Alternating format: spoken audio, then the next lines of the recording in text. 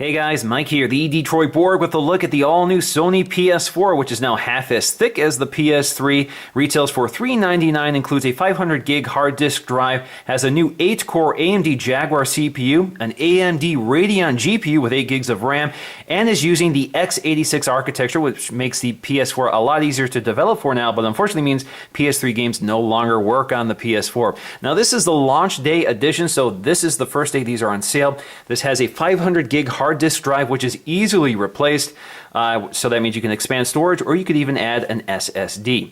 Now this also debuts with a new Sony DualShock or PlayStation DualShock 4 controller, which we're going to also take a look at, which has a lot of interesting features. Alright, so let's go ahead and unbox this. I'm just going to cut the tape here. Alright, it's going to pop this open, and here we go. Alright, so inside we have the new DualShock 4 controller. Just one of them in the launch day edition. We got to remove that plastic here. So we'll take a closer look at this and compare this to the older PS3 model. We also have, looks like, some of our literature. There we go. Welcome to the world of PlayStation. So again, just a quick start guide, shows you how to set this up, plug it in, and that sort of thing. And of course in different languages. Safety guide, of course that's not very interesting. Now inside here we should have our cables. So we have a microphone and a single headphone which plugs into the new PS4 controller. We also have our micro USB charging cable. We have our power cable, and we have our HDMI cable, which is very handy to have. Of course, I will be using that. Now, the great thing here is that we do have integrated power supply, just like the PS3, so we don't have a power brick, we just have our cable. All right, so let's get to the PS4 itself, which is very lightweight, covered in plastic and styrofoam.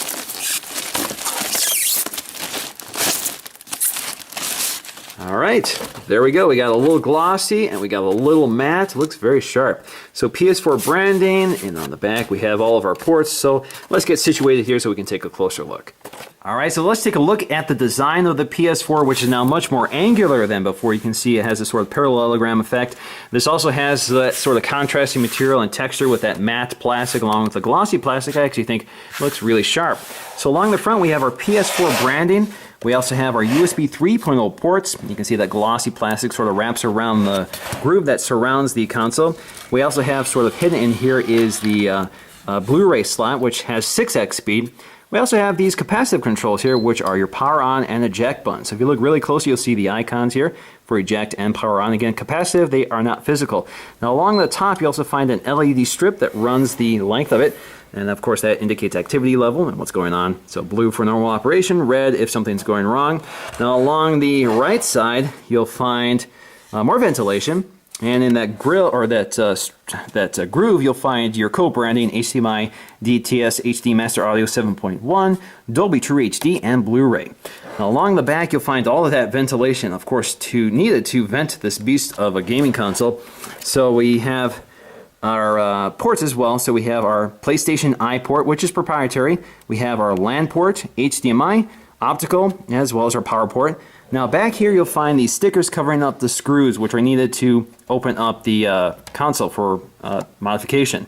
Now of course if you remove these, they do void your warranty. Now up top you also find your PS4 branding, and along the right side again you find more grills and more ventilation.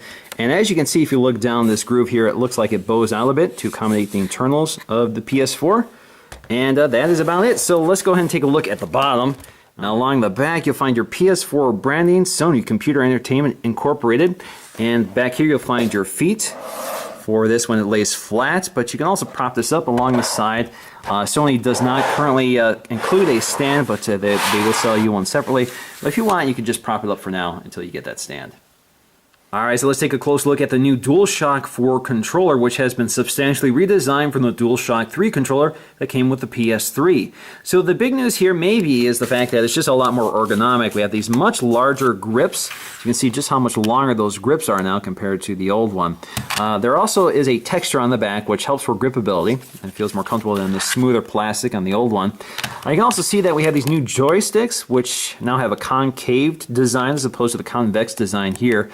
We also have a new D-pad with these larger controls, and some say that these controls are a little more organic feeling than they were before. We also have these new buttons up here for share and option. We also have a built-in speaker, so this can play back audio from the game right on your controller. Alternatively, you can also connect a headset right here. So the headset also supports the microphone. So for example, if you have your Apple EarPod, you could listen to your game as well as use the microphone input through that single headset. You also have the auxiliary port here, which is available for future expansion. Now we also have our standard Sony controls here, and if you look here, pretty much the same. Doesn't look like there's a big change here. Same size. We also have our shoulder buttons and trigger buttons, which have also been redesigned. Again, if you look at that, you can see they're a little bit longer now this time, and they're also curved a bit, so it adds a little more better ergonomics to it. Now we also have our LED light back here, which allows the PlayStation Eye to identify the player. Of course, you do need the PlayStation Eye for that to work. This also has our micro USB charging port for charging the internal battery, and of course we have a touchpad, which is new, which is also clickable. Alright guys, so that's going to do for me in this unboxing of the PS4. I do need to spend some time with the interface before I can really tell you about it. So thanks for watching, and I'll see you again in the next video.